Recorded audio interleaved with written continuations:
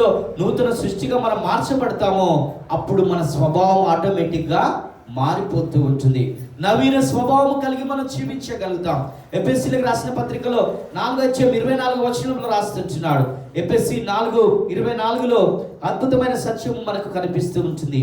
నీతియు యథార్థమైన భక్తియు గలవారై దేవుని పోలికగా సృష్టింపబడిన నవీన స్వభావమును ధరించుకొనవలెను.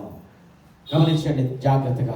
దేవుని యొక్క బీజము మనలో ఉంటే, దేవుని మూలముగా పుట్టిన మనము, దేవునిలో మనం నూతన సృష్టిగా మార్చబడిన మనము, దేవుని చేత నీతిమంతులుగా తీర్చబడిన మనము దేవుని పోలికగా సృష్టింపబడినాము.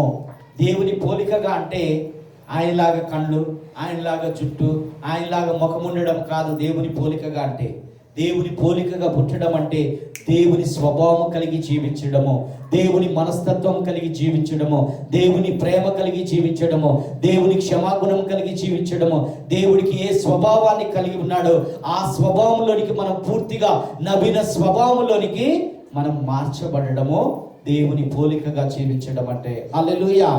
కనుక మనం ఆయన పోలికగా మార్చబడతాం. ఎప్పుడు?